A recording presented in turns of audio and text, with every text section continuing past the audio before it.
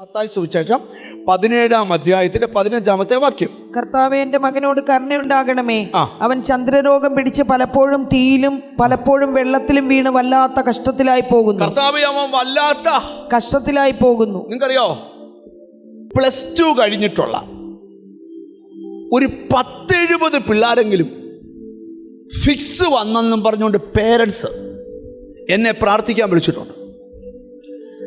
കുഞ്ഞ് നിപ്പി മയങ്ങി അങ്ങ് താഴെ വീണു, കൈ പുറകോട്ട് കൊണ്ടുപോയി. പാസ്റ്ററെ, നൊരയും പതയൊക്കെ വായിക്കൂടെ വന്നു. ജീസസ്, ട്രീറ്റ്മെൻറ്റിന് പോവുക. അത് 1-2 ആന്നേ നമുക്ക് വേണ്ടാന്ന് വെക്കാം. ദൈവത്തിന് സ്തോത്രം. അതങ്ങനെ സ്തോത്രം ഒരു പ്രതികൂല സാഹചര്യത്തിൽ വന്നാന്ന് പറയാം. അല്ല, എന്നെ ഒരു 10-70 പേർക്കടുത്ത് വിളിച്ച് എനിക്കറിയാവുന്ന ഒരു 8 പേര് നമ്മുടെ പ്രയറുമായി ബന്ധപ്പെട്ടും നമ്മുടെ പ്രയറിന് വന്നിട്ടുള്ളതും പ്രയറിൽ വന്നിരുന്നിട്ടുള്ളതുമായ ഒരു 8 ഫാമിലി. ഞാൻ അവരോടെല്ലാം പറഞ്ഞുകൊണ്ട്, ഇത് രോഗമല്ല, ഒരു പൈശാചികത്വമാണ്. Glory to God. നിന്റെ സന്തതിയെ തള്ളിമറിക്കുന്ന വ്യാപാരം ഉണ്ടെങ്കിൽ, നിന്റെ സന്തതിയെ വല്ലാത്ത കഷ്ടത്തിലാക്കിയിട്ടേക്കുവാണെങ്കിൽ അതൊഴിഞ്ഞു പോവും. അതൊഴിഞ്ഞു പോവും. നിന്റെ സന്തതി റൈറ്റ് പ്ലേസിലെത്തും.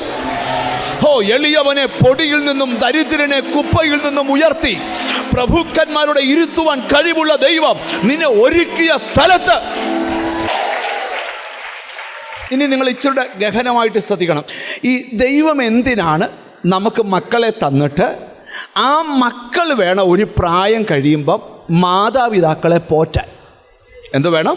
അതായത് അവൻ എൻജിനീയറിങ് കഴിഞ്ഞ് അവന് പിന്നെ പഠിക്കാൻ പോയി. ഞാൻ എൻജിനീയറിംഗ് എന്ന എല്ലാവരും എൻജിനീയർ ആണെന്നല്ല പറഞ്ഞത്. +2 കഴിഞ്ഞ് അടുത്തൊരു കോഴ്സ് അവനെടുത്തു. അത് കഴിഞ്ഞ് അവൻ പഠിച്ചു, അവൻ വിവാഹം കഴിച്ചു. പക്ഷേ അന്നേരം അവനൊരു ഉത്തരവാദിത്വമുണ്ട്. അപ്പനും അമ്മയും എങ്ങനെയും ജീവിച്ചോണം, ഞാൻ ഭാര്യയും കൂടെ ജീവിച്ചോളാം എന്നല്ല. നിങ്ങൾ ശ്രദ്ധിക്കണം. പേരൻസിനോട് ഞാൻ പറയുന്നത്, മാതാപിതാക്കൾക്ക് ഒരു നല്ല ഓഹരി എപ്പോഴും മക്കൾ കൊടുക്കണം. ഈ ബൈബിളിൽ ഞാനൊരു ആത്മീയതയോടെ പറയാം. നിന്റെ സന്തതിയുടെ നന്മ നിന്നെക്കൊണ്ട് അനുഭവിപ്പിക്കത്തില്ലെന്ന് പറയുന്നൊരു വെല്ലുവിളി ഉണ്ടെങ്കിൽ ഈ പ്രാർത്ഥനയിൽ അതിൽ ജയമെടുക്കണം. നിന്റെ സന്തതിക്ക് നല്ല ജോലി കിട്ടണം, അവൻ്റെ നന്മ നീ അനുഭവിക്കണം. സ്തോത്രം, സ്തോത്രം, സ്തോത്രം. അപ്പം നിങ്ങളൊന്ന് ഇനി ഇച്ചിരുടെ ഗഹനമായിട്ട് ശ്രദ്ധിച്ചിരിക്കണം. ദൈവത്തിന് സ്തോത്രം. എനിക്കറിയാം, ഇന്ന് പരിശുദ്ധാത്മാവ് ചില സന്തതികൾക്ക് വിടുതൽ തരും. നീ ഇവിടെ പ്രാർത്ഥിക്കുമ്പോൾ നിന്റെ സന്തതി ഇരിക്കുന്ന പട്ടണം, രാജ്യം, ദേശം, സ്ഥലത്ത് ഇവിടെ നിങ്ങൾ എന്നെ ഒന്ന് ശ്രദ്ധിച്ചേക്കണം. ഇവിടെ ഒരപ്പൻ വന്ന് നിലവിളിക്കുകയാണ്. എന്തിനാണ് നിലവിളിക്കുന്നത് അറിയാമോ? തൻ്റെ മകൻ്റെ വിടുതലിന് വേണ്ടി ആരോട് നിലവിളിക്കുക? യേശുവിനോട് നിലവിളിക്കുക. നിങ്ങൾ ശ്രദ്ധിച്ച് കേൾക്കണം. ഈ മകനെ ഒരു ദുഷ്ടശക്തി തള്ളിക്കൊണ്ട് നടക്കുക എന്ന് പറഞ്ഞാൽ, അവൻ ആഗ്രഹിക്കുന്നിടത്ത് അവനെ നിർത്താതെ അവൻ ആഗ്രഹമില്ലാത്ത സ്ഥലത്തോട്ട് ഒരു ദുഷ്ടശക്തി അവനെ തള്ളിക്കൊണ്ട് നടക്കുക. എന്നിട്ട് അവർ യേശുവിനോട് പറയുക, കൂടെ അവൻ തള്ളും. 2 സ്ഥലത്ത് തള്ളും. ഒന്ന് തീക്കകത്തും മറ്റൊന്ന് വെള്ളത്തിലും. ഒന്നുകിൽ ഇവൻ വെള്ളത്തിൽ ചത്തു മലക്കണം, അല്ലെങ്കിൽ അവൻ തീക്കകത്ത് കരിഞ്ഞു ചാമ്പലാകണം. പക്ഷെ ഞാനൊരു ദൂത് നിന്നോട് പറയാം, തള്ളുന്ന ശക്തികൾ ഒരു വശത്തുണ്ടെങ്കിൽ തള്ളുന്ന ശക്തിയെ തിരിച്ചു തള്ള.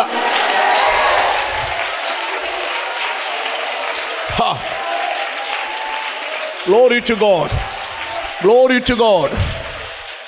യേശുവിൻ്റെ നാമത്തിൽ നിന്റെ സന്തതിയെ തള്ളിക്കൊണ്ട് നടക്കുന്ന ദുരാത്മാവ് ഇന്ന് നിന്റെ സന്തതിയെ വിട്ടുപോകണം. അപ്പം നിങ്ങൾ ശ്രദ്ധിച്ച് കേൾക്കണം. നിങ്ങൾക്ക് തന്നെ ചില കാര്യങ്ങൾ ഇന്ന് വെളിപ്പെടും. നിങ്ങൾ ശ്രദ്ധിക്കണം. ഒറ്റ പോരാട്ടമുള്ള അത് നിന്റെ മോനോടാ, അല്ലെ നിന്റെ മോളോടാ, അല്ലെ നിന്റെ ഭാര്യയോടാ, അല്ലെ നിന്റെ പ്രോപ്പർട്ടിയോടാ, അല്ലെ നിന്റെ സ്പിരിച്വൽ ലൈഫിനോടാ. ഇന്ന് ആ കണ്ണുകൾ നിന്റെ മുമ്പിൽ നിന്ന് മാറിപ്പോകണം. അവൻ യേശുവിനോട് പറയാ, കർത്താവേ, ഇവനെ ഈ ദുഷ്ടശക്തി കയറുമ്പോൾ ഒന്നീ ഇവനെ തീക്കകത്ത് തള്ളും, അല്ലേ ഇവനെ വെള്ളത്തിൽ തള്ളും. വെള്ളത്തിൽ തള്ളുന്ന എന്തിനാ? മുക്കിക്കൊല്ലാനാ. Jesus, hallelujah. എപ്പോഴും ഓർക്കണം, നിന്റെ സന്തതിയെ ഇല്ലായ്മപ്പെടുത്തുന്ന ഏതോ ഒരു സ്പിരിറ്റ് ഉണ്ട്. കർത്താവ് പറയാ, ഉപവാസത്താലും പ്രാർത്ഥനയാലും ഈ ജാതി നിന്നെ വിട്ടൊഴിയും. പ്രാർത്ഥനയിൽ ചിലന്ന് ഒഴിയുന്നത് കാണണം.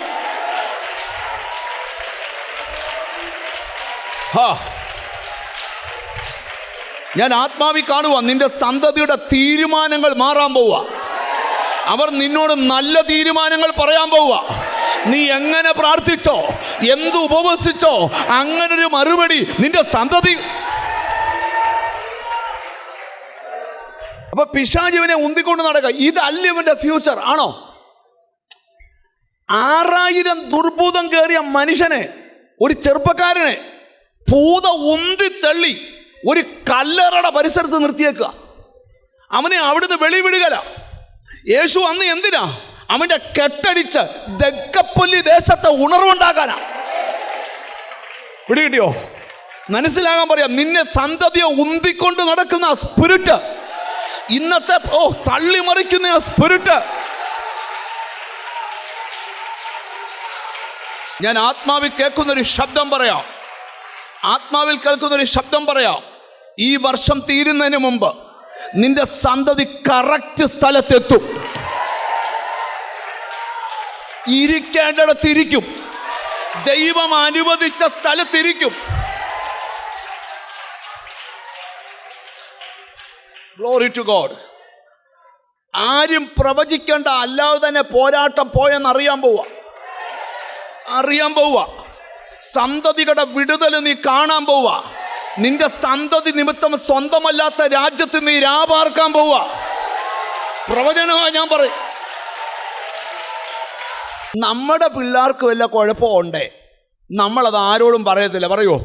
ഇപ്പം എൻ്റെ പിള്ളേർക്ക് വല്ല കുഴപ്പമുണ്ടേ ഞാൻ പറയുമോ? പറ. ഇല്ല. പക്ഷെ ഞാനിൽ ഇനിയും കൂടെ ചിലപ്പോൾ പറഞ്ഞെന്ന് വരും. എന്നാൽ ഞാൻ വേറൊരു കാര്യം, മറ്റൊരാളുടെ കൊച്ചിൻ്റെ കുഴപ്പം നീ പഞ്ചായത്തിൽ പരസ്യമാക്കരുത്. പിടികിട്ടിയോ? ആ പേരൻസ് എന്ത് നോവുന്നുണ്ടെന്നറിയാമോ ആ കുഞ്ഞിനെ ഓർത്ത്? ആത്മീകനായ പേരൻസ് എപ്പോഴും ആഗ്രഹിക്കുന്ന ഒരു കാര്യമുണ്ട്, തൻ്റെ മക്കളെ കൂടെ കർത്താവിൻ്റെ അടുക്കൽ കൊണ്ടുവരണം. ഒരിക്കൽ യേശുവിൻ്റെ അടുക്കൽ ഒരു പേരൻസ് തങ്ങളുടെ കുഞ്ഞുങ്ങളെ കൊണ്ടുവന്ന് ചോദിച്ചു, കർത്താവെ ഒന്ന് തൊടണേ. ശിഷ്യന്മാർ പറഞ്ഞു, പിള്ളേരെ ഒന്നും വിടരുത്, കർത്താവ് ഭയങ്കര ബിസിയാ. കർത്താവ് പറഞ്ഞ വഴി മാറാൻ പറഞ്ഞു, അവരെ വിട്. കർത്താവ് ചെയ്തേക്കണം, അവരെ ചേർത്ത് നിർത്തി തലേ കൈവച്ച് അനുഗ്രഹിച്ചു. കേട്ടോ, തൊടാൻ കൊതിച്ചവന്റെ തലേ കൈവെക്കുന്നവനാ കർത്താവ്. പിടികിട്ടിയോ? ഇവിടെ ഒരു മകന്റെ വിടുതലിന് ഞാനൊരു ദൂത് പറയാം. നിന്റെ സന്തതി വിടുവിക്കപ്പെട്ടാൽ ഇതല്ല നിന്റെ സന്തതിയുടെ ഭാവി. ചില പ്രത്യേക പട്ടണങ്ങളിലിട്ട് കറക്കി, പ്രത്യേക സ്ഥലത്തിട്ട് കറക്കി നിന്നെ ഒതുക്കി വെച്ചിരിക്കുന്ന നിന്റെ സന്തതിയുടെ കെട്ട്, ഹല്ലേലൂയ. ഹബി, നിങ്ങളുടെ അകത്ത് ഈ ദൂത് സ്പർശിക്കുന്നുണ്ട്. നിങ്ങളൊന്ന് പറയണേ, എൻ്റെ കുഞ്ഞിൻ്റെ ഭാവി ഇതല്ല, അത് വെളിപ്പെടാൻ പോവാ. നിന്നെ ഉന്തിക്കൊണ്ട് നടക്കുന്ന സ്പിരിറ്റ്, നിന്നെ തള്ളിക്കൊണ്ട് നടക്കുന്ന സ്പിരിറ്റ്, തള്ളി മറിക്കുന്ന സ്പിരിറ്റ്. ദാവീദ് പറയാ, വീഴാൻ തക്കവണ്ണം എന്നെ തള്ളി, പക്ഷെ ഒരുവൻ എന്നെ താങ്ങി. എവിടൊക്കെയോ തള്ളി മറിക്കുന്ന സ്പിരിറ്റ്, ദേശത്ത് പരസ്യ കോലമാക്കാൻ, അപമാനിക്കാൻ, നിന്റെ തല കുനിപ്പിക്കാൻ നിന്നെ തള്ളി മറിക്കുന്ന സ്പിരിറ്റ്.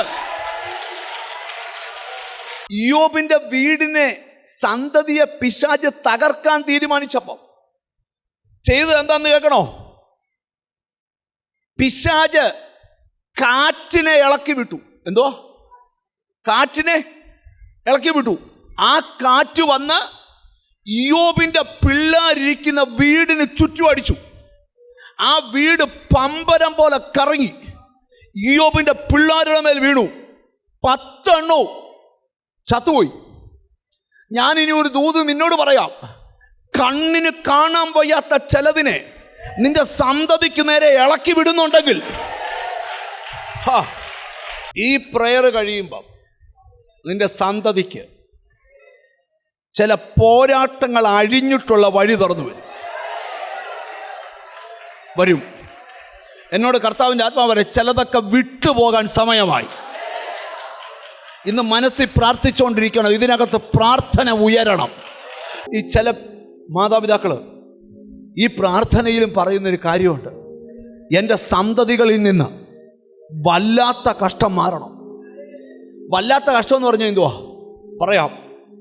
നിനക്ക് സഹിക്കാൻ പറ്റാത്തത്. എല്ലാ പിള്ളേരെയും പിശാച് തള്ളുന്നില്ല, പക്ഷെ സഹിക്കാൻ വയ്യാത്ത പ്രോബ്ലം നിന്റെ സന്തതി നിമിത്തം വീട്ടിലുണ്ടാവുക, നിന്റെ ലൈഫിലുണ്ടാവുക. നിനക്ക് കണ്ടു നിൽക്കാൻ പറ്റുന്നില്ല. എന്നോട് കർത്താവിൻ്റെ ആത്മാവ് പറയുക, ആ ദുരാത്മാവിനെ ഒരു ദിവസം പോലും നിന്റെ ഈ ബൈബിളിലുണ്ട്, നിനക്ക് നന്മയുണ്ടാകാനും നീ ഭൂമിയിൽ ദീർഘായുസ്സോടിരിക്കാനും നിന്റെ അപ്പനെയും അമ്മയെയും എന്ത് ചെയ്യണം? പിള്ളേർ ബഹുമാനിക്കണം. അതിൻ്റെ കാരണം പറയാം. പ്രാർത്ഥിക്കുന്ന മാതാപിതാക്കൾക്ക് ദൈവം കൊടുത്തിരിക്കുന്ന ചില ആത്മീക നിർദ്ദേശങ്ങളുണ്ട്. എന്ന് പറഞ്ഞാൽ തങ്ങളുടെ പിള്ളേർ ഇങ്ങനെ ആയിരിക്കണം, വീട് ഇങ്ങനെ ആയിരിക്കണം. പിശാച് ചെയ്യുന്നത് എന്തിനാണെന്നറിയാമോ? ആ നിർദ്ദേശത്തെ കാറ്റിൽ പറത്തിച്ച് ബൈബിള് പഠിപ്പിക്കാത്ത, പേരൻസ് പഠിപ്പിക്കാത്ത പുതിയൊരു സിസ്റ്റം തലമുറ കൊണ്ടുവരിക. ഇന്ന് പകൽ ആരാധിക്കുന്ന ചിലരോട് പറയാം, ആ സിസ്റ്റം പൊട്ടണം.